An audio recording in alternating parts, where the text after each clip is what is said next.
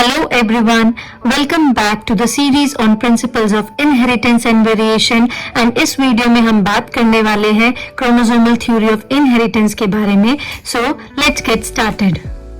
Chromosomal theory of inheritance. This theory was given by Sutton. इस theory को समझने के लिए we'll have to study various discoveries which were given by various scientists.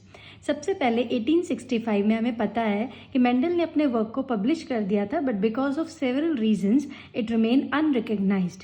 अब NCERT के according वो कुछ रीजंस हैं कि सबसे पहली बात, उन दिनों कम्युनिकेशन इतना अच्छा नहीं था, इसीलिए मेंडल अपना वर्क को रिकग्नाइज नहीं करवा पाए. दूसरी चीज़, मेंडल ने बायोलॉजी में मैथ्स और स्टैट्स का यूज़ किया था and this was not acceptable to many scientist at that time. Third, Mendel ने फैक्टर्स के बारे में तो बताया, but he could not provide any physical proof कि हमारे जो फैक्टर्स होते हैं वो किस चीज़ के बने होते हैं, वो कहाँ प्रेजेंट होते हैं, ये सब वो नहीं बता पाए थे और इसी कारण उनकी जो पब्लिकेशन थी वो अनरिकग्नाइज्ड रही. Fourth and very important reason is, उन्होंने जो कॉन्सेप्ट दिया था कि जीन्स जो होते हैं वो स्टेबल एंड डिस्क्रीट यूनिट्स होती हैं और उन्होंने अलील्स को बोला था according to law of segregation. उन्होंने बोला था कि जो हमारे अलील्स होते हैं वो ब्लेंड नहीं करते, यानी कि वो सेग्रीगेटेड ही रहते हैं. ये बहुत सारे साइंटिस्ट को उस टाइम पर एक्सेप्टेबल नहीं था. एक सबसे पहली चीज़, क्योंकि नेचर के अंदर इतनी सारी वेरिएशन देखी जाती है, तो वो अगर मिक्सिंग नहीं हो रही तो वो कैसे आ रही थी. So this was a very important question eight that time. कुछ इन्हीं रीजंस के कारण मेंडल का जो वर्क था वो अनरिकग्नाइज्ड रहा टिल 1900. उसके बाद 1900 में 3 साइंटिस्ट आए, de Vries, Correns and Tschermak, जिन्होंने मेंडल के रिजल्ट्स को रीडिस्कवर किया.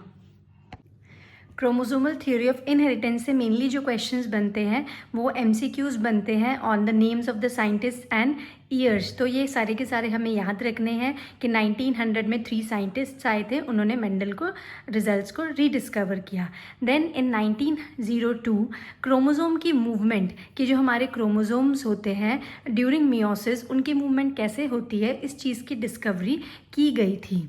Then 2 scientist Sutton and Boveri आए और उन्होंने क्रोमोसोम्स के बिहेवियर को कंपेयर किया मेंडल के फैक्टर्स के साथ और उन्होंने रिजल्ट्स निकाले कि दोनों के दोनों क्रोमोसोम्स और जो मेंडल के फैक्टर्स हैं वो पेयर्स में अकर करते हैं और जब हमारी सेग्रीगेशन होती है क्रोमोसोम्स की तो it leads to the segregation of the factors they carried.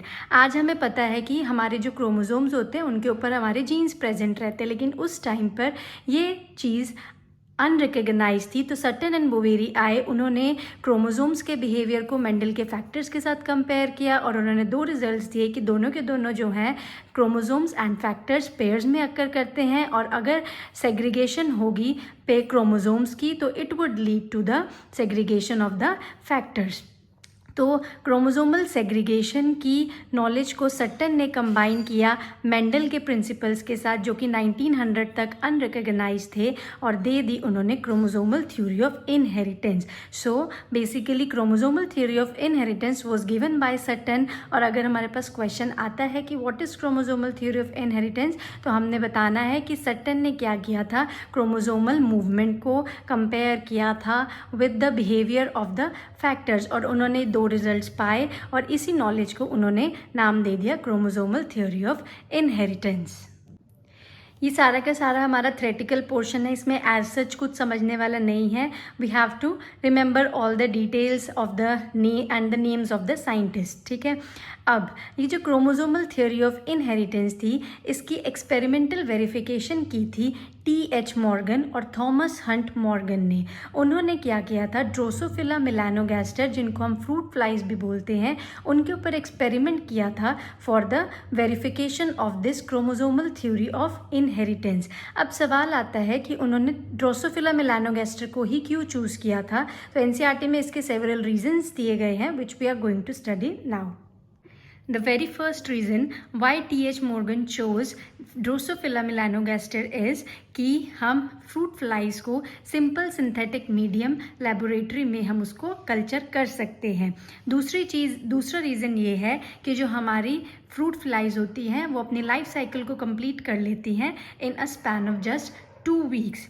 और तीसरा, सिंगल मेटिंग से हमारे पास बहुत सारी नंबर ऑफ प्रोजेनी हमें मिल जाते हैं। And the fourth reason is कि जो मेल और फीमेल फ्लाइज होते हैं वो ईजिली डिस्टिंग्विशेबल होते हैं, क्योंकि जो मेल्स होते हैं वो स्मॉल साइज़ में होते हैं और जो फीमेल्स होती हैं they are bigger in size.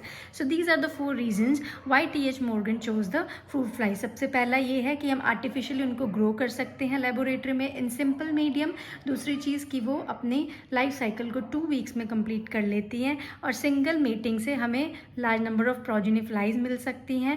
And fourth reason is the on the basis of the size हम उनको ईजिली डिस्टिंग्विश कर सकते हैं।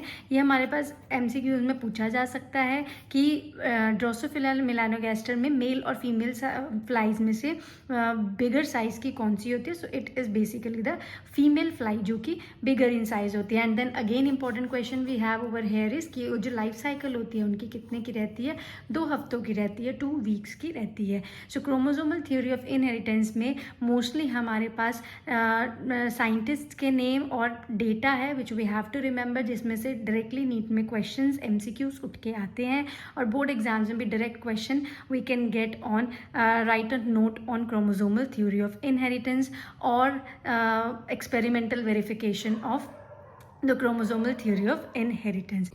Now, before we end this video, let us take a look at the few MCQs which have been asked in previous years.